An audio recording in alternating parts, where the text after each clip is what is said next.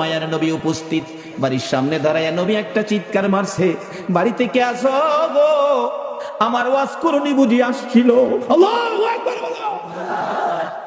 না দেখে ভালোবাসাই যদি এত জ্বালা রে, আজকে কারা না দেখে নবীর ভালোবাসাই বসে আছো?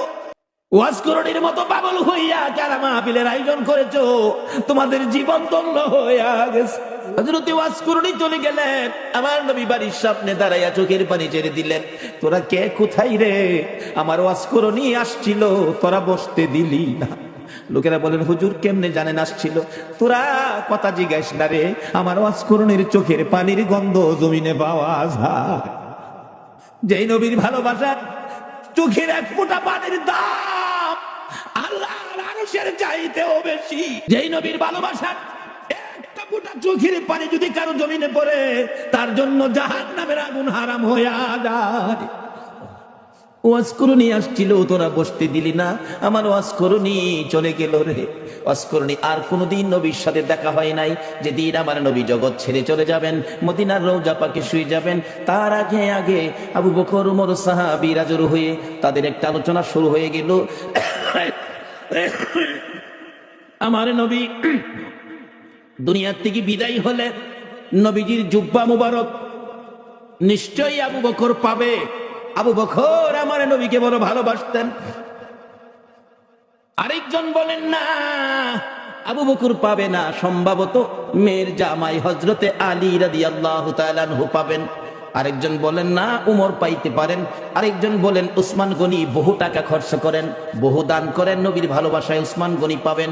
এইভাবে আলোচনা শুরু হলে অনেকে মিলে আমার নবী উপস্থিত। কি নিয়ে তোমরা আলোচনা সমালোচনায় বসেছো? হুজুর ভাবতেছিলাম আপনার বিদায় পরে আপনার জুব্বা মুবারক ভাগি জানি কে হয়ে যায়। আমরা কেউ ভাবছি ওমর পাবে, কেউ ভাবছি আবু বকর পাবে, কেউ ভাবছে উসমান গনি পাবে, কেউ ভাবছে হযরত আলী পাবে। আমার নবী দুইটা চোখের পানি জর্জর করে ছেড়ে দিয়ে কান্দে, সাহাবীরা রে আমার জুব্বা মুবারক তোমরা কেউ পাবি না, আমার জুব্বা পাবে আমার ওয়াজ করনি রে। সাহাবীরা একজন আরেকজনের দিকে তাকাই, এটা আবার কোন শব্দ নবীজি ব্যবহার করলেন? ওয়াজ করনি নামে কোনোদিন কাউরে আমরা দেখি নাই। কে সেই ব্যক্তি? জীবনে কোনোদিন আসতে দেখি নাই, আমাদের সাথেও দেখা হয় নাই। এটা কেমন পাগল রে, জীবনে দেখা নাই, জুব্বা পেয়ে গেল। আমার ওয়াজ করনি যদি নবীর ভালোবাসায় জীবনে দেখা নাই, নবীর জুব্বা পেতে পারে। আমার মন বলে আজকে যারা মিলাদুন নবীর আয়োজন করে এই নবীর ভালোবাসায় বসে আছো গো, আপনাদের সঙ্গে আমার নবীর শব্দের দিদার হয়ে যাবে। আল্লাহ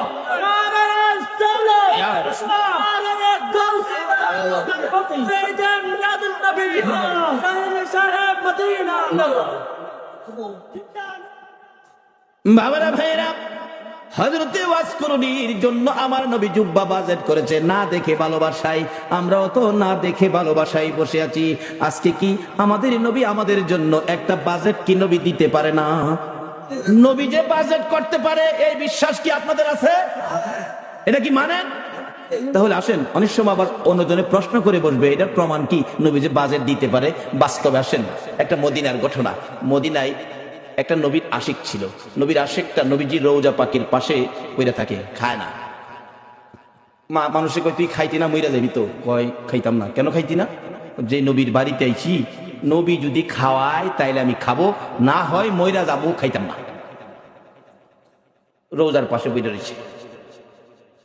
নবীজি স্বপ্ন যুগে একদিন বললেন, এই পাগল, তুই যে পাগলামি করতেছস, আমি খাওয়াইলে খাইবি, এখন কি আমার চুলাই কি রান্না হয়? পাগল কয় রান্না টান্না বুঝি না, আপনি খাওয়াইবেন খামু, না খাওয়াইলে মরে যাবো। কি করব? নবীজি একদিন স্বপ্ন যুগে এসে দুইটা রুটি, নবী পাক স্বপ্নে দুইটা রুটি দিয়ে গেলেন। আচ্ছা বলুন, নবীজির স্বপ্ন কি স্বপ্ন না বাস্তব? বিশ্বাস করেন? তাইলে আপনি ইমানদার। যেই নবীর ওই রকম এক একজন ইমানদারের জন্য 10টা পৃথিবীর সমান একটা জান্নাতের বাজেট। নবীজির স্বপ্ন কি স্বপ্ন না বাস্তব? যদি কেউ নবীজিকে স্বপ্নে দেখেন, কোনো সন্দেহ নাই সরাসরি নবীকে দেখছে। কারণ নবীর সূরত ইবলিস ধরার ক্ষমতা নাই। দুইটা রুটি নবী দিলেন। অনেক সময় স্বপ্নে আমরাও তো কিছু পাই, কিছু খাই, এরকম হয় না? হয় না? এক বেচারা স্বপ্নে দেখে চিকন চাইলের পোলাও, দেশি চাউল, দেশি মুরগির রান দেওয়ার আগে হাই খাইতেছে, স্বপ্নে খুব খাইতেছে। এবার যে মুরগির রানের তে গোস্ত ছুড়াই তো টান দিছে না, হাত দিয়া বাড়ি অল্লি না লাগছে, বাড়ি অল্লি তো চিল্লানি মারছে, আমারে মাইরা লাইছে রে, মাইরা লাইছে। চিল্লানিতে কিন্তু হ্যার ঘুম ভাঙছে, ঘুম ভাঙছে। পরে কই কি হয়েছে, কি হয়েছে? কই তুমি আমার নাক ভাঙ্গা লাইছে। কই দেখ নাক ভাঙলে ভাঙছে, যে একটা খাউন খাইছি। বাড়ি অন্য কয় আমি পাশে এত খাউন খাইলে আমারে কইলা না কি খাইছি তো দেহি। তাড়াতাড়ি করে বাতি জ্বালাইছে, বাতি জ্বালাইয়া দেহে খাতা সিরা মুহ দিয়া রাখছে। তা আমরা স্বপ্নের খাওন হইলো খাতা সিরা। বলুন নবীজির স্বপ্নে দেওয়া কি খাতা সিরা? আসুন না সেই নবীর পক্ষে যাই। আল্লাহু আকবার বলুন। ওই আশিক বলেন, পাগল বলেন, আমি দই রুটি পাইয়া স্বপ্নেই খাইতে শুরু করলাম। খাইতে খাইতে 1.5 রুটি খাইলাম, অর্ধেক রুটি হাতে আমার ঘুম ভেঙে গেছে। ঘুম ভাঙ্গার পরেও দেখি আল্লাহর কসম, নবীর দেওয়া স্বপ্নের রুটির 1.5 রুটি খাওয়ার পর অর্ধেক রুটি এখনো আমার হাতের মধ্যে আছে। বলো নাই নবী এখনো উম্মতের কিছু দেওয়ার ক্ষমতা আছে কিনা? তাহলে আসুন সেই নবীর পক্ষে যাই, সেই নবীর দেখানো রাস্তাটার মধ্যে দাঁড়াই, তাহলে পাবো। নবীকে স্বপ্নে দেখলে এটা বাস্তব। একজন আল্লাহর ওলি, নামটা আমার খেলনায় খেলে আসতে বসবো, উনি স্বপ্নে দেখে নবীজির সামনে বসা। নবীজি এভাবে দাড়ি মোবারকে খাও যাইতেছেন, এমন সময় একখান দাড়ি মোবারক ভাঙ্গা জমিনে পড়ে গেছে। ওই আল্লাহর ওলিকে হাই হাই, নবীজির দাড়ি মোবারক জমিনে, তাড়াতাড়ি করে হাতে ধরে মুঠ করে মুঠের মধ্যে নিয়ে আসছেন। ওনার ঘুম ভেঙে গেছে, দেখি ঘুম ভাঙার পরও হাতের মুঠ বন্ধ, মুঠ খুলে দেখে নবীজির দাড়ি মোবারক। ছিল স্বপ্ন, এখন বাস্তব। হাই হাই, নবীজির দাড়ি মোবারক কই রাখবো, কোথায় রাখবো? জায়গা ভালো জায়গা কই আছে? এখন না পাইয়া মাথার টুপির মধ্যে দিয়া সিলাই করে মাথায় রাখে। ওই আল্লাহর ওলি বলেন, নবীজির দাড়ি মোবারক আমার মাথায় থাকার কারণে দিনের বেলা রৌদ্রের মধ্যে রাস্তায় বাহির হলে মেঘের টুকরাই এসে আমার মাথার উপর ছায়া দিত। আজকে সে নবীর পক্ষে যতদিন মুসলমান না যাবে ততদিন পর্যন্ত বিপদ থেকে বাঁচতে পারবে না। বিপদ থেকে বাঁচার একটাই পথ, সেই পথটা হলো নবী মুহাম্মদুর রাসূলুল্লাহ।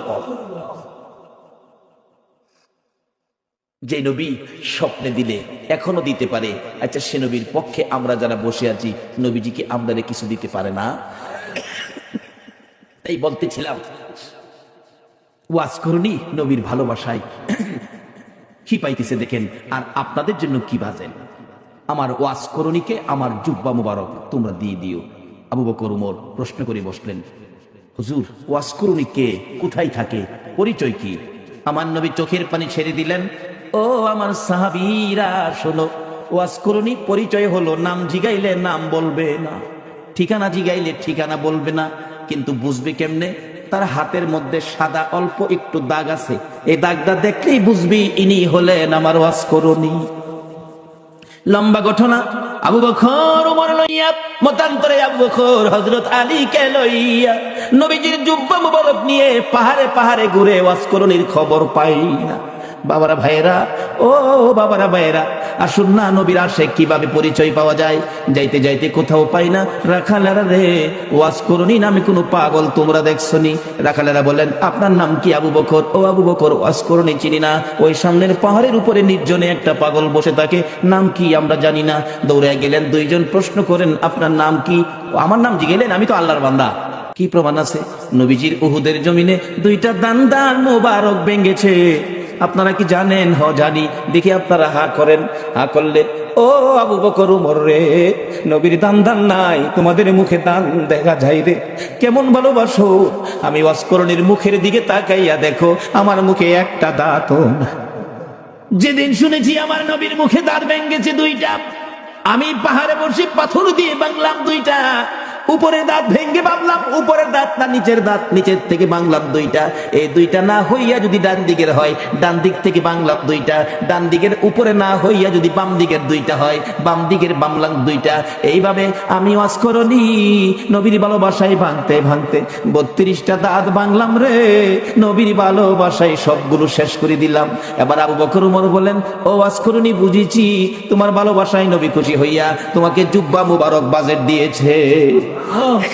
ওয়াজ করনি জীবনে কোনোদিন আমার নবীর দেখা পায় না, এত দূর থেকে যদি ভালোবাসায় নবী পাকের জুব্বা মুবারক পাইতে পারে, আমরা বাংলার জমিন থেকে সত্যিকার অর্থে নবীর ভালোবাসা দিলে আমরা কি নবীর দিদার পাইতে পারি না?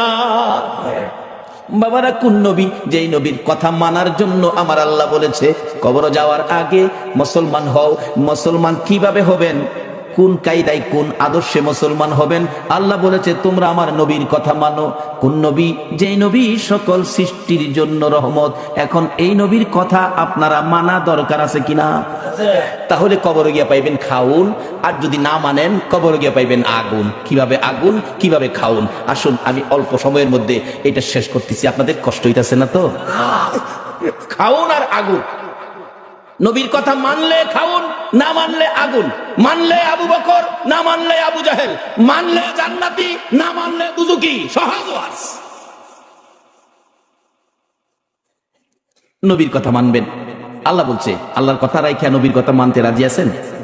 নবীজি একটা চিঠি নবীর পক্ষ থেকে আসছে আমাদের কাছে। নবীর একটা চিঠি আপনাদের সামনে দিলাম। প্রথম চিঠিটা হলো কাফা বিল মাউতি ওয়াইজান।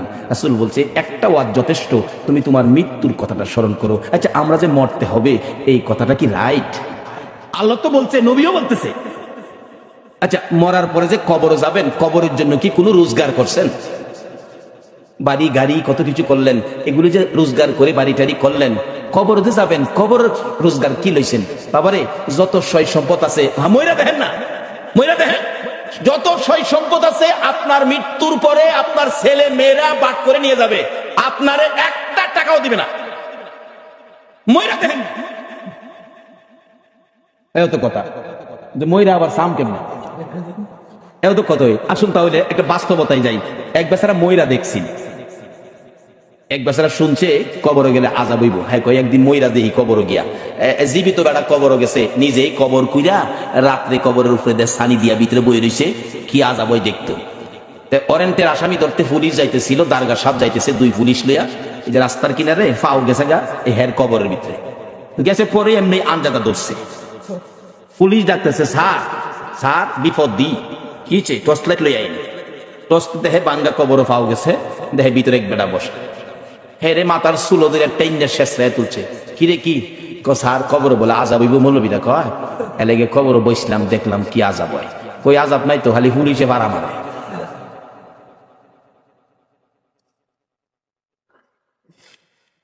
পরে আঞ্জাদা ধরলাম, পরে দেখলাম যে চুলো ধরে টাইনা তুললেন, এই তো আর আজাব কই। পুলিশ দু তিন বাড়ি ফুটকির মধ্যে দিচ্ছে, ফাতলামি করতে রাজাগা ফসলা। সকালবেলা মানুষ দেখছি মৌলবীরা দেখো কবর আজাদ দেখতেছি, ফইলা এক পুলিশে ভাড়া মারে। পরে আরেকটাই চুলো ধরে টাইনা তুলে, আরেকটাই দুইটা ফুটকির বাড়ি দেয়। এরপরে যা বাড়ি এহেন আছে।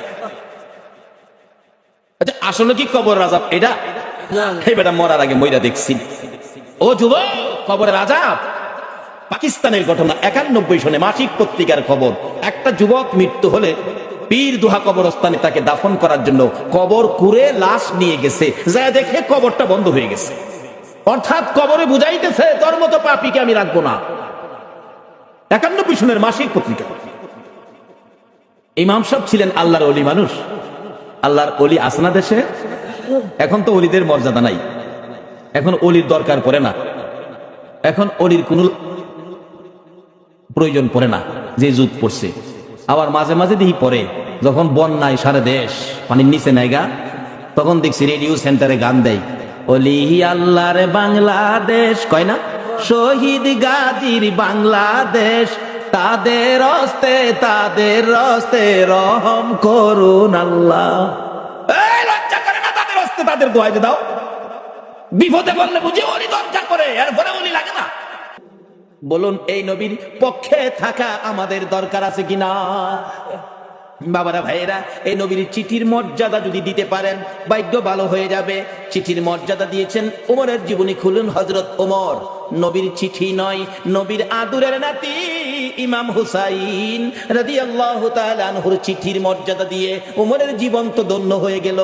হুসাইনের চিঠির মর্যাদা দিয়ে যদি ওমরের জীবন ধন্য হয়, নবীর চিঠির মর্যাদা দিলে বলুন আমাদের জীবন ধন্য হবে কিনা?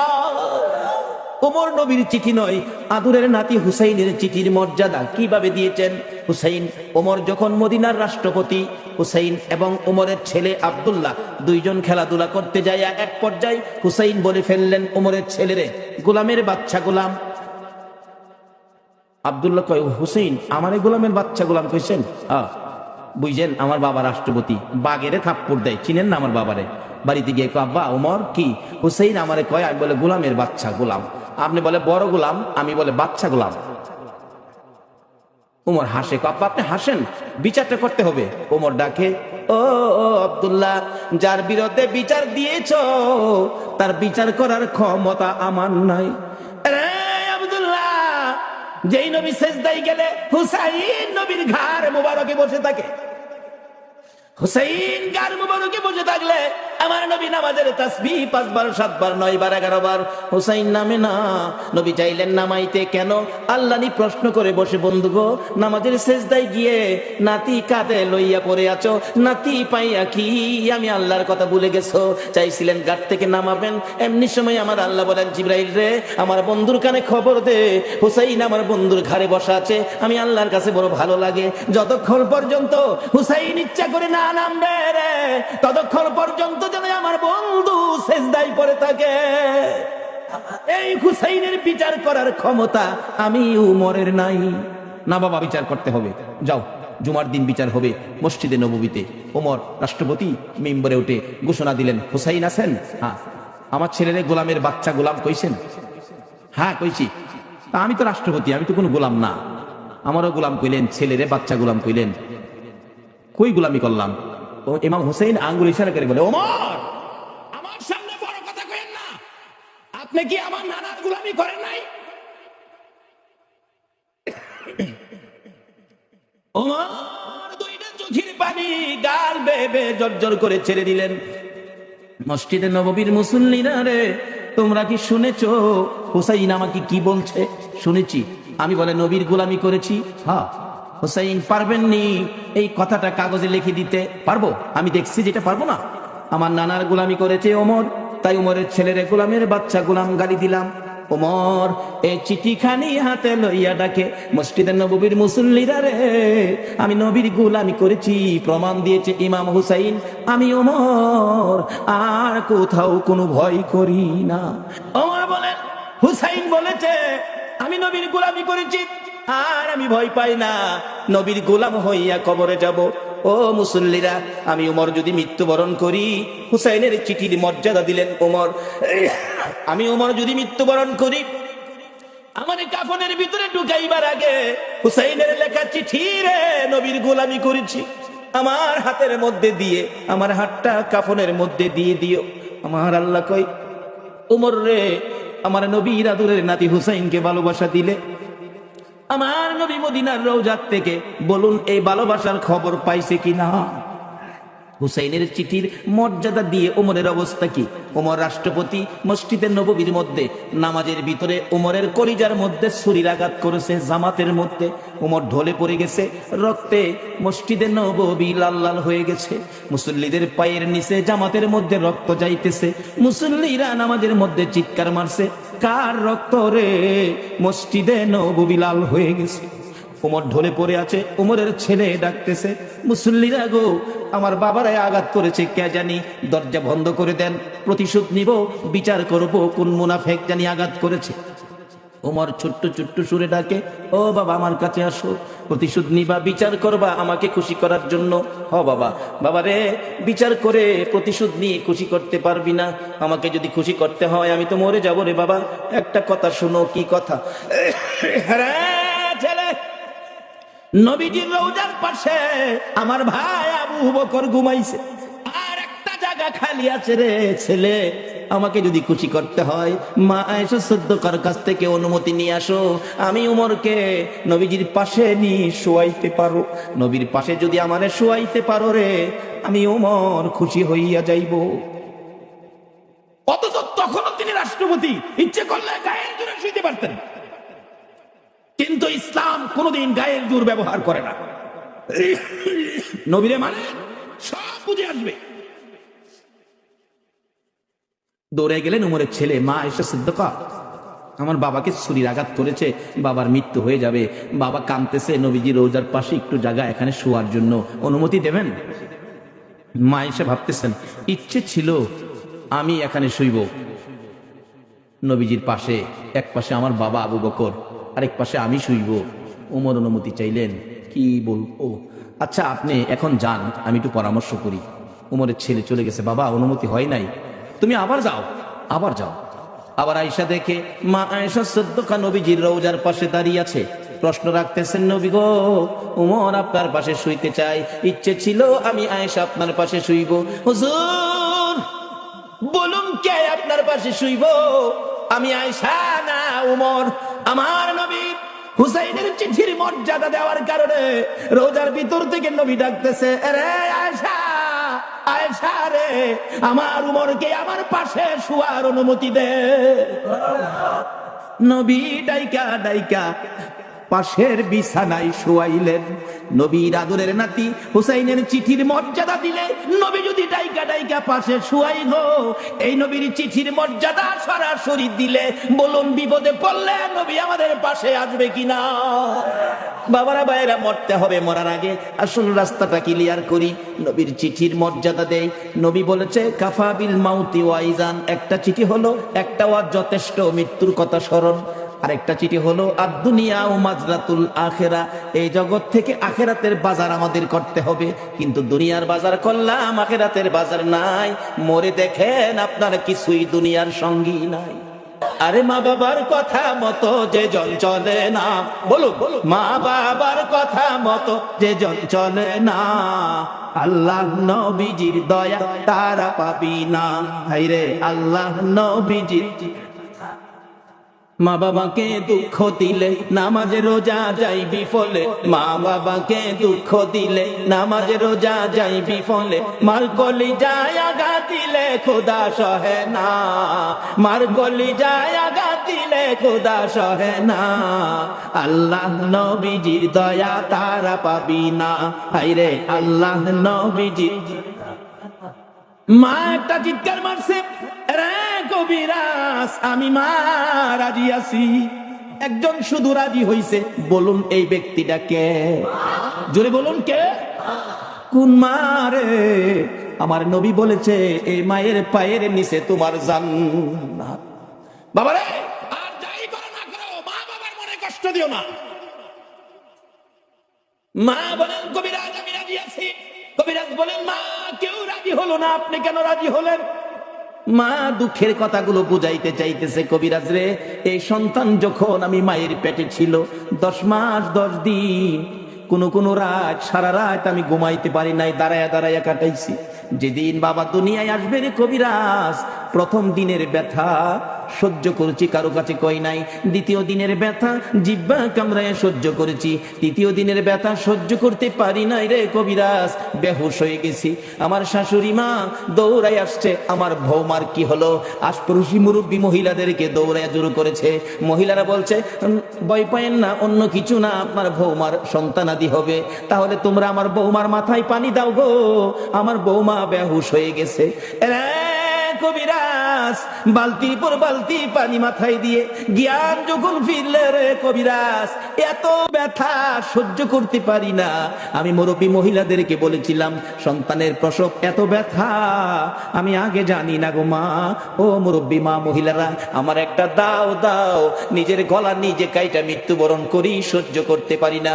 দেখলাম মহিলারা দাও জাতীয় সবগুলো জিনিস ঘরের বাইরে ফেলাইয়া দরজা বন্ধ করে দিয়েছে। আবার বলেছিলাম মহিলারা গো, আমার 2 টাকার বিষ কিনা দাও গো, সন্তানের প্রসবের এত ব্যথা আমি আগে জানি না। কবি কবিরাজ মহিলার আমার মাথায় হাত বুলাইয়া বুলাইয়া বলছে, মা পাগলামি করিস না, সন্তানের প্রসব এই ব্যথার কষ্ট আমরাও করেছি, সন্তানের মা হইলে এই কষ্ট করতে হবে রে মা। আল্লাহরে ডাকো, আল্লাহ আল্লাহ করো।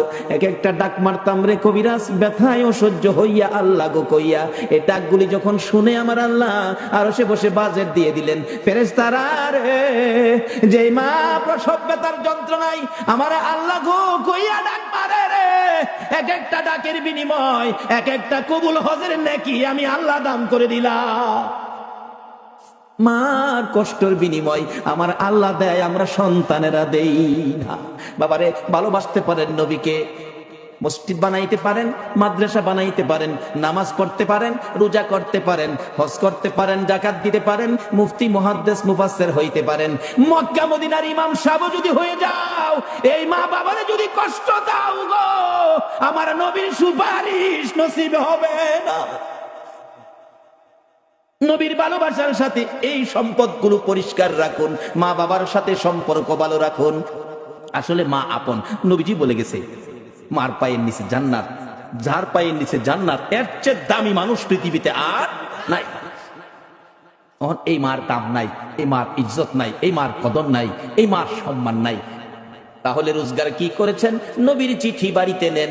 নবী বলেছে আর দুনিয়া ও মাজরাতুল আখেরা, দুনিয়াটা আখেরাতের বাজার। বাবারে কবর সামনে, কার জানি কবে ডাক আসে। একটা কবরে রোজগার করে যাবেন, কবর গেলে পাইবেন খাউন, আর একটা কবরে যাবেন পাইবেন আগুন। দুইটা পক্ষ, আগুনের পক্ষ আর খাউনের পক্ষ। এটাই হবে আমার শেষ কথা। আগুনের পক্ষ, একজন নবীজির সাহাবীর জীবনী, বদর প্রান্তরের উপর দিয়ে যাচ্ছিল, দেখে একটা বিশাল ব্যক্তি, সারা শরীরে আগুন দাউ দাউ করে জ্বলতেছে, হাতের মধ্যে আগুনের বেরি, গলার মধ্যে আগুনের জিঞ্জিল, পায়ের মধ্যে আগুনের জিঞ্জিল, দুইজনে ধরে রাখছে, আগুনের লাঠি দিয়ে মারতেছে বদর প্রান্তরে। ওই লোকটাকে দেখে ডাকতেছে, ভাই আমার এক গ্লাস পানি দাও, আগুনে পুড়ে আমার সব ছাই ছাই হয়ে গেছে। ওই দুইজন লোক বলতেছে, চলে যাও, পানি দিও না। নবীজির সামনে হাজির, ইয়া রাসূলুল্লাহ, বদর প্রান্তরের উপর দিয়ে আসতেছিলাম, এই ঘটনা দেখলাম, ব্যাপারটা কি, ঘটনাটা কি? নবীজি বলেন, শোনো, যারে দেখছো কবর থেকে আগুনের ধাও ধাও করে ফুটতেছে, যারে দেখছো এই লোকটাই হলো আবু জাহেল। যারা ধরে রাখছে তারা হলো ফেরেশতা, আগুনের ডান্ডা দিয়ে মারতেছে, তারা শাস্তি দিতেছে। এইভাবে শাস্তি চিরকাল তার হবে কবরের মধ্যে। এই আগুন দাউ দাউ করে জ্বলবে। আমার কাছে পানি চাইছিল, পানি দিতে নিষেধ করলো, তো তার কপালে পানি নাই, পানি কোনোদিন সে পাবে না। নবীর পক্ষ নেয় না বিদায়, আবু জাহেলের কবরে আগুন। আর আপনারা যারা নবীর পক্ষ নিলেন, নবীর পক্ষে কবর গেলে কি এটাই হবে শেষ কথা? আমার নবীর একজন আদুরের ভালোবাসার সাহাবী ছিলেন, মদিনার ঘটনা। যেই সাহাবীটার নাম কিতাবে আসছে আসওয়াদ, আরবি হলো আসওয়াদ, বাংলা হলো কালো, কালামিয়া। নবীজি একদিন ডাকে, আসওয়াদ বিয়ে করছো? জি না হুজুর। বিয়ে করবি? হুজুর বিয়ে করুম, যে আমি তো কালো, কেউ পছন্দ করে না। নবী বলেন, আমি তোমার বিয়ের ব্যবস্থা করব। আচ্ছা, নবীর পক্ষে গেলে বলুন, নবী বিয়ের ব্যবস্থা করবে না? আমি ব্যবস্থা করব। হুজুর আপনি করবেন? আচ্ছা ঠিক আছে। নবীজি একটা চিঠি লিখছে, আসওয়াদ এই নাও, এই চিঠিটা মদিনার বড় বাড়িটা আছে না, বড় বাড়ির মালিকের হাতে দিও। বড় বাড়ির মালিক যায়, দেখে বাড়ির সামনে বসা, আসসালামু আলাইকুম চাচা। ওয়ালাইকুম সালাম ভাতিজা। নবীজি চিঠি পাঠাচ্ছে। আরে বড় কি, বসাতে দাঁড়ায় গেছে। নবীর চিঠি খুলে দেখি লেখা, তোমার সুন্দরী মেয়েটাকে আমার কালো সাহাবীর কাছে বিয়ে দিয়ে দাও, ইতি রাহমাতাল লিল আলামিন। চুমা খাইয়া বুকে লাগাইছে, হাই হাই কি ভাই, নবী চিঠি পাঠাইছে, আমার সুন্দরী মেয়েটাকে কালো সাহাবীর কাছে বিয়ে দিতাম। কিতাব লেখে মেয়েটা এত সুন্দরী ছিল, মদিনার মধ্যে একটা সুন্দর কোনো মেয়ে ছিল না। এই জন্য মদিনার মানুষ তারে মদিনার হুর কইয়া ডাকতো। কিতাবে আসছে হুরে মদিনা। বলেন, আবু বকর তুমি তো জীবনে কোনোদিন এত রাত্র করো নাই, আজকে তোমার এত রাত্র হলো, কারণটা কি? আবু বকর বলেন, মা আমি আখিরি নবীর কাছ থেকে জান্নাতের টিকিট আনছি, আমি জান্নাতে যাব। তোমাকেও কিভাবে জান্নাতে নেওয়া যায় আমি এই চিন্তাও করতেছি। আবু বকরের মা বলেন, আবু বকর তাহলে কি তুমি বাপদাদার ধর্ম ছেড়ে দিয়েছো? মা বাপদাদার ধর্মে তো কিছু নাই, তুমি কি মুহাম্মদের পক্ষে গেছো? মা এটাই তো আল্লাহর পক্ষ। কি বলেন, আমাদের নবীর পক্ষটাই কার পক্ষ? আজকে এই নবীর পক্ষ বিশ্বের মুসলমান ছেড়ে দেওয়ার কারণে বিজাতিদের হাতে আজকে মার। ও তুমি জানতাম জ্ঞানী, আজকে বুঝলাম তুমি অজ্ঞানী, দাঁড়াও তোমাকে শাস্তি করতেছি। মা দুই হাতে থাপ্পড় শুরু করলেন। কিতাব লেখে, আবু বকরের জীবনী লেখে, মা যত মারে আবু বকর ততই হাসে। মা বলেন দাঁড়াও, আমার মায়েরে তোমার শাস্তি হয় না। পুরুষদেরকে ডাকলেন, মারতেছে, হাসে, খুব মারতেছে রাত্রের বেলা। এমনকি কিতাব লেখে মারতে মারতে আবু বকরের সকল শরীরের মধ্যে রক্ত জমাট হয়ে গেছে, এমনকি নাকে দিয়ে মুখে দিয়ে রক্ত বাহির হয়ে গেছে। জ্ঞানহারা হয়ে গেলেন আবু বকর। আবু বকরের মা বললেন, তোমরা কারা গো? আমার আবু বকরকে আর মেরো না, যদি জ্ঞান থাকে জীবনে আর কালিমা পড়বে না। জ্ঞান হারা হয়ে গেছে আবু বকর, মা মাথায় পানি দেয়, জ্ঞান ফিরে না। রাত্র শেষ হয়ে গেছে, জ্ঞান ফিরে না। সকালবেলা বহু সময় পর মা ডাকতেছে, এরে আবু বকর, এত মার খাইলি, জ্ঞান ফিরে না, আর কি জীবনে কালিমাটা পড়বি? একটু পরে দেখা যায় আবু বকর দুইটা চোখ খুলে মার দিকে তাকাইলেন। মা সঙ্গে সঙ্গে এক গ্লাস পানি নিয়ে আবু বকরের কাছে গেলেন। সারা রাত মার খেয়েছো, কলিজাটা বুঝি শুকাইয়া গেছে রে বাবা। আবু বকর, আমি এক গ্লাস পানি আনলাম, পানিটা খাও না বাবা, পানিটা খাও। আবু বকর দুইটা চোখের পানি জর্জর করে ছেড়ে দিয়ে মার দিকে তাকাইলেন। মা গো, এই পানি আমি খাবো না গো মা, তোমার হাতের পানি আমি খাবো না। কেন খাবি না? যেই নবীর কাছ থেকে কালিমা লওয়ার অপরাধে মার খাইলাম গো, এই নবী যতক্ষণ পর্যন্ত না আসবে ততক্ষণ পর্যন্ত আমি পানি খাবো না। আমার নবী কই? নবীর লাগি তো মাইর খাইছি, আবার নবী আসলে পানি খাবো। আমার নবীর কানে খবর গেলে দয়ার নবী, মায়ার নবী দুইটা চোখের পানি ছেড়ে দিলেন। এসে হাজির হলেন, আবু বকর রে, আমি পানি দিলে পানি খাবি? নে পানি খা। আমার আল্লাহ বলেন, বন্ধু গো, আবু বকরকে জানিয়ে দাও, এ কালিমা লইয়া এত মার খেয়েছে, আজকে তুমি আবু বকরের দরদি হইয়া এক গ্লাস পানি মুখের কাছে তুলে দিলা। আমি আল্লাহ কথা দিলাম, এই আবু বকরকে আমি আল্লাহ নিজের হাতে হাউজে কাউসারের পানি খাওয়াইবো। এই বন্ধু আরেকটা জানাইয়া দাও, এই আবু বকর সর্বপ্রথম কালিমা লইয়া যে মার খেয়েছে, তারপরেও তোমার ভালোবাসা ছাড়ে নাই, কালিমা ছাড়ে নাই। আমি আল্লাহ কথা দিলাম, এই আবু বকর যতক্ষণ পর্যন্ত জান্নাতের মধ্যে পাও না দিবে, কোন নবীর উম্মতেরা জান্নাতে যাইতে পারবে না। শুধু আবু বকর নয়, আরো কত জীবনী খুলুন। হযরতে বেলাল হাবশী রাদিয়াল্লাহু তাআলা আনহু, তারা এই কালিমা পাইয়া কষ্ট করেছে, মাইর খেয়েছে, কালিমা ছাড়ে নাই। কালিমা যা করার কথা তাই তারা করেছে। এমন কি কালিমা লইয়া এত কষ্ট করার পরেও কালিমা যখন ছাড়ে নাই, সেই রকম 10 জন কালিমা ওয়ালার জন্য আমার আল্লাহ দুনিয়ার মধ্যে জান্নাতের টিকিট পাঠাইয়া দিয়েছে, স্পেশাল টিকিট পাঠাইছে। বলুন, যে নবীর জন্য আল্লাহ সবকিছু বানাইছে, এই নবীর উম্মতেরা যারা এই কালিমা নিয়ে কষ্ট করেছে, তাদের জন্য আমার আল্লাহ 10টা টিকিট স্পেশাল ব্যবস্থা করেছে। বলুন তো, জান্নাতে আরো সুন্দর ব্যবস্থা হবে কিনা? এই দেশ যখন ছাড়তে হবে, কি বলেন, ছাড়তে হবে না?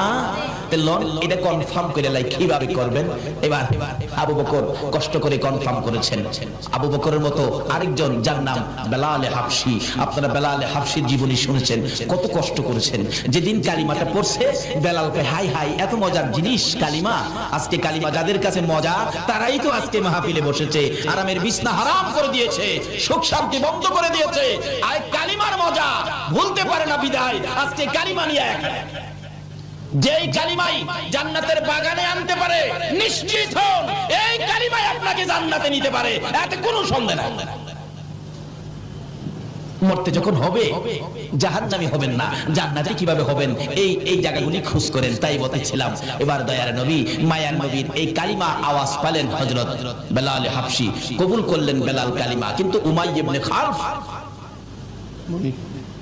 তার মনিব, তার মহাজন, তার মালিক, কিন্তু উমাইয়া ইবনে খালফ সহ্য করতে পারে না। কি বাপ দাদার ধর্ম ছেড়ে দিয়ে তুমি এই মুহাম্মদের কালিমা পড়ছো? বেলাল, নিষেধ দিলাম, কালকে রাতে না শুনি। কিন্তু কালিমা যারা পড়ছে, তারা কি কারণ নিষেধে বন্ধ করতে পারে? কিন্তু থামে তো না। অবশেষে বললেন, তোমাকে একদিনের সময় দিলাম, থামে না। অবশেষে কিছু শাসন করলেন, থামে না। তারপরে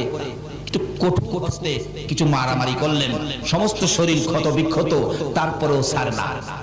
তারপরে উমাইয়া ইবনে খালফ বলেন, শারীরিক আঘাতে, শারীরিক নির্যাতনে মুখের কালিমাটা বন্ধ করতে পারি না, তার মুখের উপর আক্রমণ করতে হবে। অবশেষে ওই উমাইয়া ইবনে খালফ জ্বলন্ত আগুন করে বেলালের মুখের ভিতরে। রাসূল বলছেন, মৃত্যুর সময় যদি কারো মুখ থেকে এই কালিমাটা বাহির হয়, এই কালিমা পরে পরে যদি কেউ মৃত্যু হয়, তাহলে তুমি নিশ্চিত হবে তোমাকে আমি রাসূল সুপারিশ করে জান্নাতে নিয়ে যাব। কারণ যে কালিমা পড়তে পড়তে মৃত্যু হয়েছে, রাসূল বলেন আমার উপর ওয়াজিব হয়ে গেছে তাকে নিয়ে জান্নাতে। কিন্তু কালিমা নসিব হবে না, মুখ দিয়ে কালিমা বাহির হবে না এক কিসিমের মানুষের, যারা মা বাবাকে কষ্ট দিচ্ছেন। বলুন কাকে? যারা মা বাবাকে কষ্ট দিচ্ছেন তাদের মুখ থেকে কালিমা বাহির হবে না। কারণ কবি বলেন, শিকায়াত কো হার কুনাত উস্তাদেরা, গ্রেফতারে বাসাত বালা চারেরা।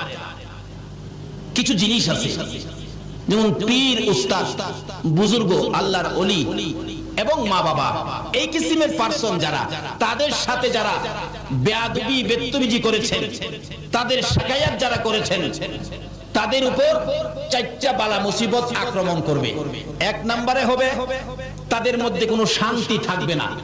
বাড়িঘর বড়, বিদ্যা বুদ্ধি অনেক, টাকা পয়সাও বেশি, জিগাইলে খালি কেবল না, শান্তি নাই, কোনো শান্তি তাদের মধ্যে থাকবে না। দুই নম্বরে হবে তাদের রুজি রোজগারের মধ্যে বরকত হবে না। তিন নম্বরে হবে তাদের মৌত হবে অ্যাক্সিডেন্টে, মৌত হবে অ্যাক্সিডেন্টে। চার নম্বরে হবে মৃত্যুর সময় তার কালিমা নসিব হবে না। তার জ্বলন্ত প্রমাণ নবীর আদরের সাহাবী যার নাম হযরতে আলকামা রাদিয়াল্লাহু তাআলা। আলকামা তার মাকে কষ্ট দিয়েছিলেন, কিন্তু মৃত্যুর সময় গণায় আসছে, তার সাকরাত শুরু হয়ে গেল। নবীজি খবর পায়া সাহাবীদেরকে পাঠাইলেন, তাকে কালিমাটা পড়াও, কারণ কালিমা পড়তে পড়তে মৃত্যু হলে তাকে নিয়ে জান্নাতে যাওয়া আমি নবীর উপরে ওয়াজিব হবে, তাই তোমরা কালিমা পড়াও। কিন্তু কালিমার কথা বললে আলকামার চোখ থেকে পানি আসে, মুখ থেকে কালিমা আসে না। নবীর সাহাবী কিন্তু কালিমা আসে না। রাসূল খবর পায়া নিজেই গেলেন, আলকামা তুমি পড়ো কালিমা লা ইলাহা ইল্লাল্লাহু মুহাম্মাদুর রাসূল। আলকামা শুধুমাত্র নবীর দিকে তাকাইয়া দুইটা চোখের পানি ছাড়ে, কালিমা পড়ে না, মুখ দিয়ে আসে না। ওই যে মারে কষ্ট দিছে, মাকে যারা কষ্ট দিয়েছেন, নামাজি হতে পারেন, হাজী গাজী হতে পারেন, কিন্তু মৃত্যুর সময় আপনার কালিমা নসিব হবে। রাসূলুল্লাহ আমার বুড়া মাকে পিঠের উপর লইছি, বুড়া মাকে পিঠে লইয়া হজের যত কাজ আছে, মিনা, মুজদালিফা, আরাফা, সাফা, মারওয়া যা আছে, খানে কাবা, তোয়াফ, সবকিছু মাকে পিঠে লইয়া, বুড়া মা তো হুজুর পিঠে লইয়া মারে হজের আহকাম সবগুলো আমি আদায় করছি। এইভাবে যে মারে পিঠে লইয়া আমি কষ্টটা করছি, আল্লাহর নবী গো, মার হকটা কি আমার আদায় হইছে? রাসূল বলেন, ও সাহাবী, তোমার মারে পিঠি নিয়া এটুকুন কাজ করার পরে জিজ্ঞেস করছো মার হক আদায় হইছে কিনা? আমি রাসূল বলে দিলাম, এইটুকুন কাজ মারে পিঠের উপর করে যেই কষ্ট তুমি করেছো, এই কষ্টের বিনিময় তোমার মায়ের এক ফোঁটা দুধের হক এখনো আদায় হয় না। বাবারে কি ওয়াজ শুনবেন, কোন দিকে যাবেন? এই কালিমা লইয়া জান্নাতে যাবেন, মাত্র দু তিনটা জিনিস সঙ্গে রাখেন, বেশি লাগে। রাসূল বলেন, আলকামা মুখ দিয়ে কালিমা আসে না, কার সাথে অন্যায় করাতে বলুন তো? মার সাথে। মুখে দিয়ে কালিমা আসে না। এরকম আল্লাহর ওলিদের সাথে যদি কেউ বেয়াদবি বেত্তমিজি করেন, তাহলে আপনারও মওতের সময় কি কালিমা আসবে না। কারণ একজন ওলির সাথে বেয়াদবি করলে আমার আল্লাহ বলেন আমি তার বিরুদ্ধে যুদ্ধ ঘোষণা করি। আর যদি কেউ ওলির নেক নজর পেতে পারেন, তাহলে আপনি আল্লাহর প্রিয় বান্দা হয়ে যাবেন। যদি কন্যা সুবহানাল্লাহ। একজন আল্লাহর ওলির জীবনী, নামটা আমার খেয়াল নাই, উনি রাস্তা দিয়ে হাইজা যেতেছে, যাতে পরে একটা বাচ্চা ছেলে গরুরে ঘাস খাওয়াইতেছিলেন। অনেক সময় গরু ঘাস খাওয়ায় না বাচ্চারা, হুজুর দেখে সালাম দিলেন, হুজুর আসসালামু আলাইকুম। বাচ্চারা এরকম হুজুরের সালাম দেয় না, কিন্তু যাকে সালাম দিলেন নামটা আমার খেয়াল নাই, উনি আল্লাহর ওলি ছিলেন। আল্লাহর ওলি বলেন, বাবা বাচ্চা মানুষ সালাম দিলা, তোমার নাম কি বাবা? তোমার নাম কি? হুজুর আমার নাম তো হলো ইমামউদ্দিন। ইমামউদ্দিন কই কি তোমার নাম ইমামউদ্দিন? তুমি কি দ্বীনের ইমাম? আল্লাহর ওলি বলতেছেন, বাবা তুমি দ্বীনের ইমাম হইয়া গরুরে ঘাস খাওয়াও, তুমি মাদ্রাসায় পড়ো, যাও, খুব ভালো হবে। আল্লাহর ওলির নেক নজর পড়ছে। আল্লাহু আকবার। ও অলির দেশের মানুষ, অলির নেক নজরে যা। নেক নজর তো পড়ে গেছে। বাচ্চাটা গরু নিয়ে বাড়ি গিয়ে বলতেছে, মা একজন হুজুর বলছে আমার নামটা বলে খুব সুন্দর, আমি বলে দিনের ইমাম, আল্লাহর ওলি হুজুর বলছে মাদ্রাসায় পড়তে। মা কই বেটা ফকিন্নির গুলা খাইবার পাস না, তুই মাদ্রাসায় পড়বি, তোর গরু খাওয়াইব কে? দিছে মা দৌড়ানি। ছেলে দৌড়ে যায় মসজিদের ভিতরে ঢুকছে, ঢুকে দরজার চিপাই যায় ভয়ে কাঁপতাছে। মা তো মসজিদের ভিতরে যায় না, বাইরে থেকে কিছুক্ষণ রাগারাগি করে চলে গেছে। এমনি এক মুসল্লি আইছে নামাজ পড়তে, বাচ্চাটা দরজায় চিপাই ভয়ে কাঁপতেছে, কাঁদতেছে। কিরে বাবা কি? চাচা আমি কইছিলাম মাদ্রাসায় পড়তাম, একজন হুজুর কইছিল নদীর হেই পার নাকি মাদ্রাসা যাইতে হইব। আমি মারে কইছিলাম, মা টাকাও দেয় না, আর আমার মারতে আইয়ে আমাদের বলে মাদ্রাসা পড়বার লেগে দিত না। কই তুই কি মাদ্রাসায় পড়বি? পড়ুম। আমার খালি নৌকাটা ফার করে দিলে মাদ্রাসা যাইতে পারবো। কত টাকা লাগবে? 5 টাকা লাগবে। নে 5 টাকা, যাও দিয়ে দিলাম। 5 টাকা লইয়া নদী পারিয়া বাচ্চা ছেলে গেছে গা, যাইয়া দেখে যেই হুজুর কইছিল ওই হুজুর ক্লাসে বসা। হুজুর আমি আইছি হুজুর, আসসালামু আলাইকুম। আল্লাহর ওলি বলেন, বাবা তুমি ইমামউদ্দিন? জি হুজুর। আসো। কায়দা দিয়ে, কারণ প্রথম অবস্থায় তো কায়দা দিয়ে প্রথম ক্লাসে তারে ভর্তি করলেন। অন্য ছোট ছোট ছেলেদের মধ্যে কায়দা, মানে হ্যাঁ তো একটু বড় হয়ে গেছে, অন্য ছেলেরা টিটকারি মস্কারি করে। হুজুর আইছি রিপোর্ট তো বড় দিকটা কয় হুজুর বলে। হ্যাঁ কায়দা পরে অন্য ছেলেরা বড় বড় কিতাব লইয়া জাহের কাছে পড়া কই দিত। হ্যাঁ কয় আমি আইছি পড়তাম, হুজুরি কইলো হ্যাঁ আমারে ঠাট্টা করে, যাক আর পড়তাম না। হুজুরের কাছে বইয়া কাঁদতেছে, আল্লাহর ওলির কাছে। কি রে বাবা কান্দো কে? হুজুর আমারে আপনি কইছেন না এবার লাগিয়া আমার এই বড় বড় কিতাব নিয়ে দেয়, আমি কায়দাই পারি না, আমার বড় কিতাব দেয় পড়বার লাগে। আমি বলে হুজুর আমার কাছে আনে পড়া কইয়ে দিতাম। তাই নাকি? বসো। আল্লাহর ওলি সঙ্গে সঙ্গে বাচ্চাটার মাথার মধ্যে নিজের মাথার পাগড়িটা খুইলা পরাইতেছে। নিজের মাথার পাগড়ি বাচ্চাটার মাথায় পরাইছে। চাবুকটা বাচ্চাটার হাতে দিয়ে বলছে, যাও ইমামউদ্দিন বখারি ক্লাস তুমি করে আসো। আল্লাহু আকবার বলেন। একজন আল্লাহর ওলির নেক নজর, বখারি ক্লাস করে আসো। এবার তো উস্তাদ হইয়া ওই ইমামউদ্দিন ক্লাসে বসে ডাকতেছে, আসো বাবারা কার কি সবক বলতে হবে আসো আমি বলে দেই। হ্যাঁ হুজুর এখানতে কর। বাস পড়ার পর কিতাব পড়তেছে। সুবহানাল্লাহ।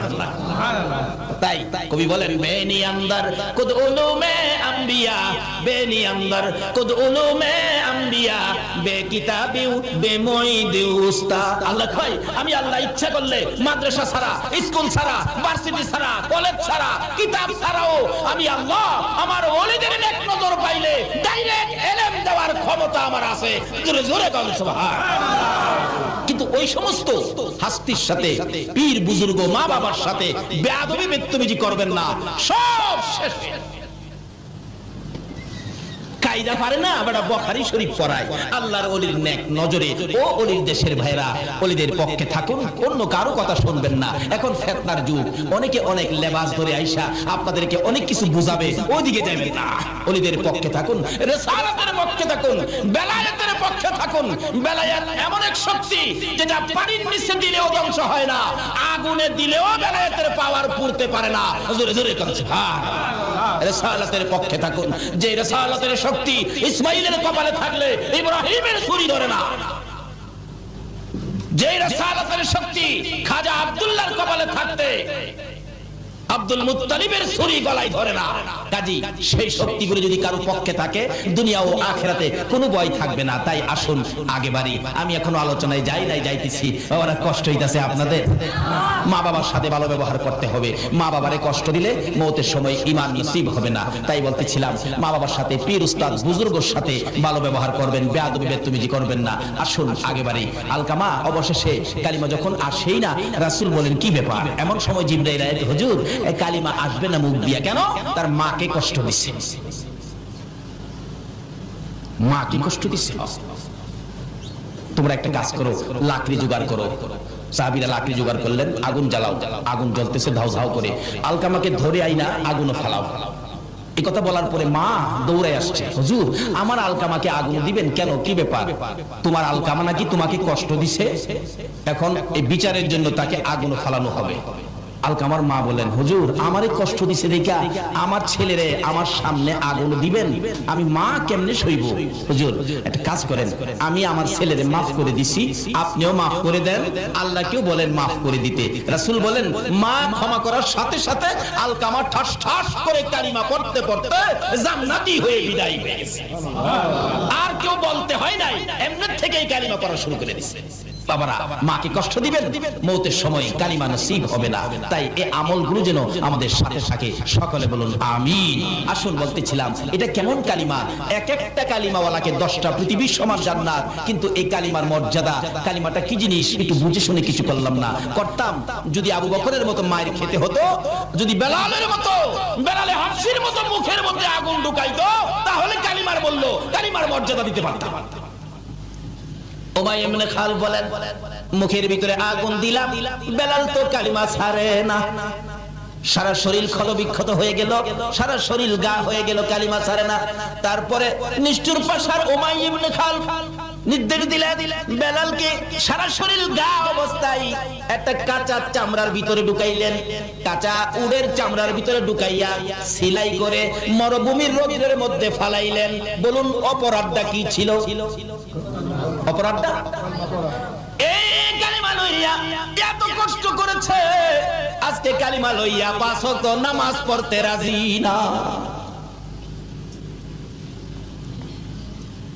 এই কালিমা লইয়া সুদ ছাড়তে পারলাম না, এই কালিমা লইয়া ঘুষ ছাড়তে পারলাম না, কেমনে জান্নাতে যাইব? বেলালে হাফসির জীবনী খুলুন। বেলালে হাফসি কাঁচা চামড়ার ভিতরে সারা দিন রোদ্রের মধ্যে, বেলাল শ্বাস ফালাইতে পারে না, মরুভূমির রোদ্রের তাপে আলুর মতো সিদ্ধ হয়ে গেছে। বিকাল বেলা যখন চামড়ার সিলিটা খুলে দিত, বেলাল জ্ঞান হারা হয়ে মাথা জমিনে ফালাইয়া দিত। তারপরও বেলালকে নিস্তার দেয় নাই উমাইয়া ইবনে খালদ। এই কালিমাটার অপরাধে বেলালের গলায় রশি লাগাইয়া দিত। এক বয়সের ছেলেলা বেলালকে শেষরাইতো। মাঝে মাঝে টাইনা টাইনা পাহাড়ের উপরে উঠাইতো, আবার পাহাড় থেকে টাইনা টাইনা নিচে নামাইতো। বেলালের সমস্ত শরীর চামড়াগুলো ছিলে যাইতো, রক্তে লাল লাল হয়ে বেহুশ হয়ে যাইতো। যদি জ্ঞানটা ফিরত, এই কালিমার মালা জপতে থাকতো। আল্লাহু আকবার বলো। ফকির বাবা আবু সালেহ জঙ্গি মুসা ভাবতেছেন যে বাগানের ফল, এই বাগানওয়ালার কাছে যাই আগে ক্ষমা চাই। হাঁটতে শুরু করলেন, পাড়ি দিক থেকে আসে, উজানের দিকে যাচ্ছে। অনেক দূর যায় দেখে নদীর পাশে একটা ফল বাগান। ভাবলেন এই বাগানের ফলই হইতে পারে, শিউর না, সম্ভাব্য। বেলাল হাফসি কাঁচা চামড়ার ভিতরে সারা দিন রোদ্রের মধ্যে, বেলাল শ্বাস ফালাইতে পারে না, মরুভূমির রোদ্রের তাপে আলুর মতো সিদ্ধ হয়ে গেছে। বিকাল বেলা যখন চামড়ার সিলিটা খুলে দিত, বেলাল জ্ঞান কিতাব লেখে আমার নবী এমন মায়ের খাইলো কালিমা প্রচার করতে যাইয়া, বইতে পারে না, উঠতে পারে না, হাঁটতে পারে না। অবশেষে কলি দিয়ে কর্নিং করে করে হুজরার দিকে রওনা হলেন। মা খাদিজা বলেন, বহু সময় হয়ে গেল, রাসূল ফিরে আসতেছে না কেন? একটু বাহির হয়ে দেখি। ঘর থেকে বাহির হইয়া মা খাদিজা বলেন, আমি দেখতেছি একটা পূর্ণিমার চাঁদ বালুর সাথে গড়াগড়ি করে। চিৎকার মেরে ডাক দিলেন, খাদিজা তুমি কে গো? বালুর সাথে গড়াগড়ি করো, তুমি কে জানতে চাই? আমার নবী খাদিজার কণ্ঠের আওয়াজ পাইয়া দূর থেকে চিৎকার মেরে ডাকলেন, খাদিজা রে, ও খাদিজা, আমার চামড়া উঠাইয়া ফেলাইছে। মা খাদিজা বলেন, দৌড়ে যাইয়া নবীজির পাশে গেলাম। আমার কাঁধের উপর বর করে নবীজি দাঁড়াইয়া আস্তে আস্তে হাঁটতেছে আর বলতেছে, খাদিজা রে, এই কালিমা প্রচারের জন্য গিয়েছিলাম, আবু জাহেল কোনো কথা মানলো না, শুনলো না রে, শুধুমাত্র মারতে ছিল, মারতে মারতে রক্তে লাল লাল করেছে। আমার আল্লাহ বলেন, বন্ধুগো খাদিজারে সাক্ষী বানাইলাম, এই কালিমা লইয়া কত মায়ের খেয়েছো।